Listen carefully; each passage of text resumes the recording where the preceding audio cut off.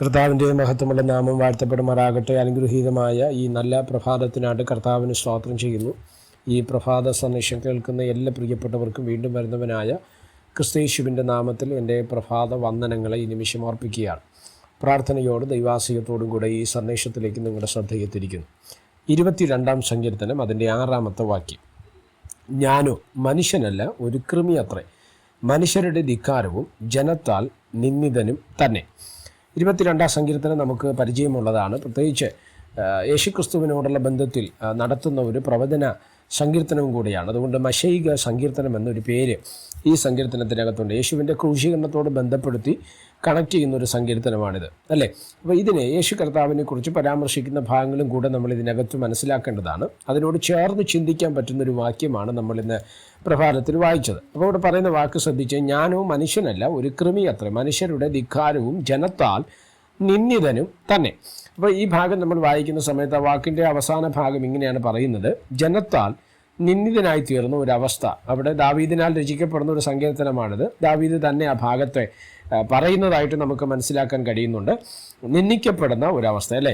എന്തുവാണ് നിന്ന എന്ന് പറയുന്ന വാക്കിൻ്റെ അർത്ഥം? പലപ്പോഴും മറ്റുള്ളവരാൽ, ഇല്ലെങ്കിൽ നമ്മുടെ ചുറ്റിൽ നിൽക്കുന്നവരോ, ഇല്ലെങ്കിൽ നമ്മളെ അറിയുന്നവരോ അറിയാത്തവരുമായിട്ടുള്ളവരിൽ നിന്നൊക്കെ പലപ്പോഴും നമ്മൾ അപമാനങ്ങൾ ഏൽക്കാറുണ്ട്, അല്ലേ? സ്തോത്രം. നമ്മൾ പലപ്പോഴും പ്രയാസത്തിന് അകപ്പെടുന്ന, നിന്ദിതരായി മാറുന്ന, ആക്ഷേപിക്കപ്പെടുന്ന, പരിഹസിക്കപ്പെടുന്ന, ഇല്ലെങ്കിൽ നമ്മളെ ഒരു സാധാരണ വ്യക്തി എന്നുള്ള രീതിയിലേക്കാൾ കവിഞ്ഞൊരു ആക്ഷേപപാത്രമായിട്ട് മാറുന്ന തരത്തിലേക്കുള്ള അവസ്ഥകൾ നമ്മുടെ ജീവിതത്തിലൊക്കെ കടന്നു വരാറുണ്ട്. ഇത് തന്നെയാണ് യേശുവിൻ്റെ ജീവിതത്തിലും ക്രൂശീകരണത്തോടുള്ള ബന്ധത്തിലൊക്കെ കടന്നു വരുന്നത്, അല്ലേ?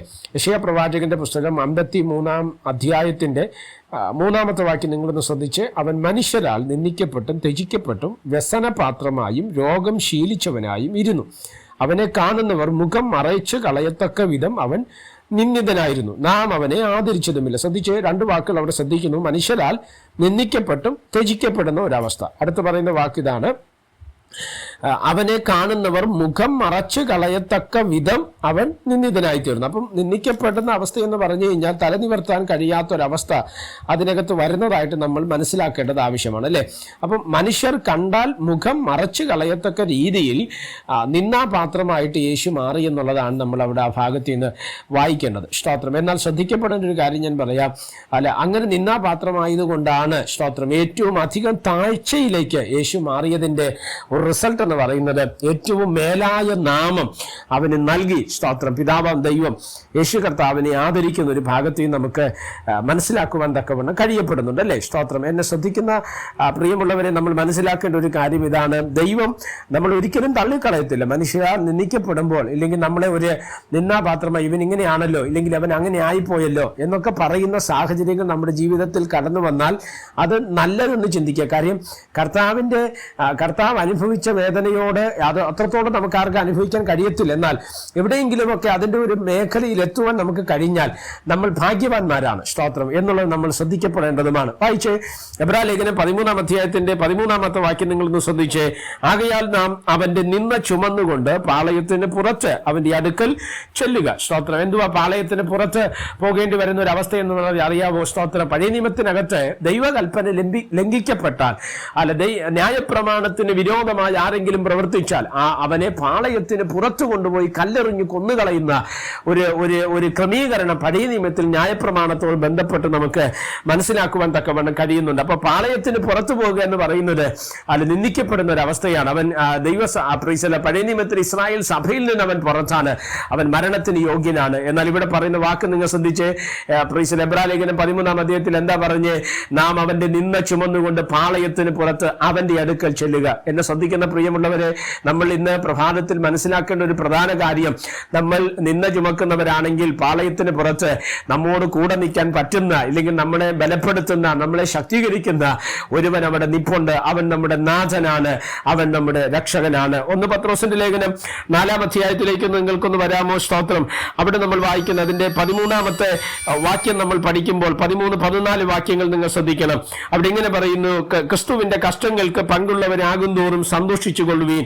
അങ്ങനെ നിങ്ങൾ അവന്റെ തേജസ്സിന്റെ പ്രത്യക്ഷതയിൽ ഉല്ലസിച്ചാനന്ദിപ്പാൻ ഇടവരും. ക്രിസ്തുവിന്റെ നാമം ഹേതുവായി നിന്ന സഹിക്കേണ്ടി വന്നാൽ നിങ്ങൾ ഭാഗ്യവാന്മാർ. മഹത്വത്തിന്റെ ആത്മാവായ ദൈവാത്മാവ് നിങ്ങളുടെ മേൽ വസിക്കുന്നുവല്ലോ. നിങ്ങൾ ശ്രദ്ധിച്ചേ, ക്രിസ്തുവിന്റെ നാമഹേതുവായി നിന്ന സഹിക്കേണ്ടി വന്നാൽ നിങ്ങൾ എന്ത് ചെയ്യരുത്? ഭാരപ്പെടരുത്. നിങ്ങൾ ഭാഗ്യവാന്മാരാണ്. കാര്യം മഹത്വത്തിന്റെ ആത്മാവായ ദൈവാത്മാവ് നമ്മുടെ മേൽ വസിക്കുന്നുവല്ലോ. എന്നെ ശ്രദ്ധിക്കുന്ന പ്രിയമുള്ളവരെ, ഒരു കാരണവശാലും ഒരു നിന്ദയെ പ്രതി നമ്മൾ ഭാരപ്പെടേണ്ട, ഒരു നിന്ദയെ പ്രതി നമ്മൾ വ്യാകുലപ്പെടേണ്ട.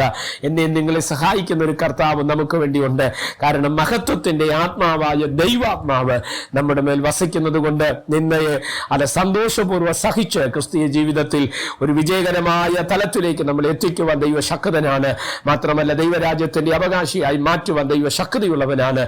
അതുകൊണ്ട് നമുക്കതിനായിട്ടൊരുങ്ങാം, പ്രാർത്ഥിക്കാം. പരിശുദ്ധനായ ദൈവമേ, സ്വർഗീയ നല്ല പിതാവേ, ഈ സന്ദേശത്തിനായിട്ട് സ്തോത്രം ചെയ്യുന്ന, ഈ സന്ദേശം കേൾക്കുന്ന എല്ലാ പ്രിയപ്പെട്ടവരെ തൃക്കരങ്ങൾ തരികയാണ്. അവിടുന്ന് ചെറുകിടയും മറക്കുകയും സഹായിക്കുകയും അനുഗ്രഹിക്കുകയും ചെയ്താട്ട് സകലവിധമായ നന്മകളാൽ അനുഗ്രഹങ്ങളാൽ അവിടെ ഞങ്ങൾ നിറച്ചാട്ട്. മഹത്വം അങ്ങേക്ക് യേശു കർത്താവിന്റെ നാമത്തിൽ തന്നെ. ആമേൻ. എല്ലാവരെയും ദൈവം അനുഗ്രഹിക്കട്ടെ. God bless you.